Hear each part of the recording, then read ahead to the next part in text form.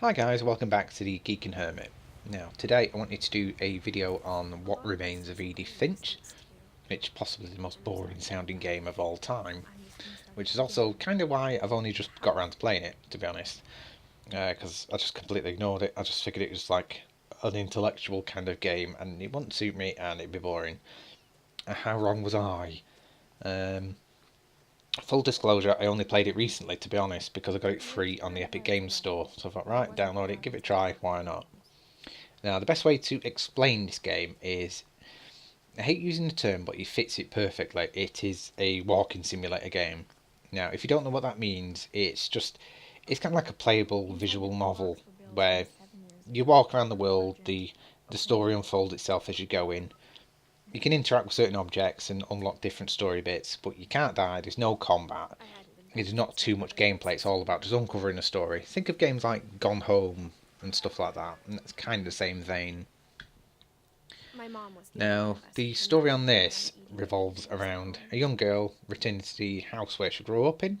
She left years before, after like some big family argument, which you kind of uncover what happens. And she's just returning now to find out what's actually gone on with the family. And as you go around the house, which the house itself is kind of a character on its own, to be honest. It kind of looks like something out of Alice in Wonderland, where it's like a house built on a house, with another house built on it, with another house. It's completely eccentric and just grows up, but it's really weird. But it fits the story really well, because the family's either really kind of strange, or because it mentions about a family curse, where each family member, because generations of the families have grown up here, they all seem to die untimely deaths in really weird and strange ways. And what happens is when they die, their room gets barred off, locked off, no one ever goes in the room again. And then I'm assuming that's when they build another part of the house when more family grows. You go into the house and just find ways into the different rooms and whatnot. And when you actually do get into the room, by various means, you then get treated to a flashback where you play as the person who actually died in that room, or at some point, to find out actually what happened, and that is where the crux of the game is, really. And it's absolute masterclass storytelling. Some of them are not as strong. They're still good, but there's certain real standout ones. And I'll hold my hands up, being a 35-year-old bloke, I think I am now. I don't really show much emotions, even around my wife. I don't really get upset too much or anything. I just bury it. But I'll hold my hand up and say this game has reduced me to tears at least twice that I can remember, probably more. It's just really, really well done. Now, the first flashback you get is it's a bit more subtle, because you can kind of play as this young girl, and it doesn't really make sense because she'll turn into like a squirrel climbing around a tree, and then she'll turn into this and the other. By the sounds of it, she's been locked into a room hungry. So it's kind of playing as her imagination what she'd do. She escapes, and then she turns into a shark and all sorts of crap. But then it turns out eventually she's just going around the room eating everything because she's locked in a room and hungry, and then dies of poisoning, I think.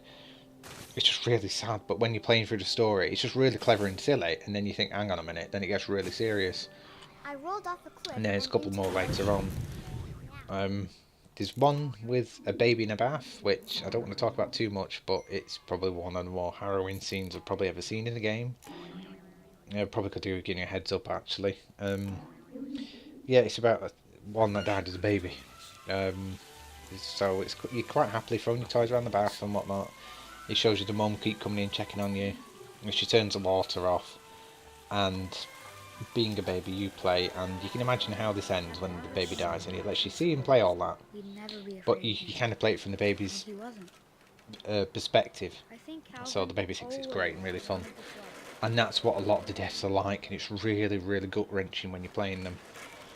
So that was a standout one for me. And another one is the elder brother, who works in a cannery factory for fish.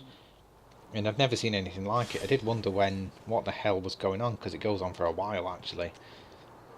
And I think he's literally just been bored to death. As you're playing it, he just stands there, cuts the head off a fish, puts it through like a guillotine thing, throws the fish along. And it's about him, what he's imagining when he's in work. And that story is absolutely brilliant. If you could give awards to games, that one should probably get one because it's real standout. It's amazing. I won't spoil that one, just play it.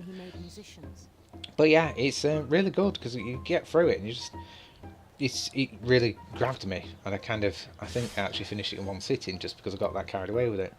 It's only about 4 or 5 hours long, so don't pay too much for it. But it's an indie game, so it's always like about £12 or $13, $14, so it's not too much. But personally, as an RPG fan who loves things like Life is Strange and Final Fantasy, if you like stories at all, you need to play this game. It's absolutely brilliant. It's only short, yeah, but it's absolutely, there's no filler. It's just all absolutely amazing game. I don't want to say too much about it. I'm kind of curious if there is kind of a curse on the family, or it's just stupid decisions or not. It kind of leaves that a bit open at the end. It's kind of for you to understand, and even the end's a bit of a twist, really, as you're playing through it. The voice actors are all top notch. Hats off as well to the teenage girl who does most of the narrating that you actually play as. She's really does a bang up job, and it's just it grabs you in, it draws you in, and it kind of feels like you're in that world and part of it. So if you're interested in stories, you definitely need to have a look at this game because it's up there as one of my favourites. Just a certain few harrowing scenes that I don't really want to go into again. A couple of them did actually make me laugh. Actually, there's one where you kind of go into a comic book, which sounds absolutely insane, but when you're playing it, it's really quite clever.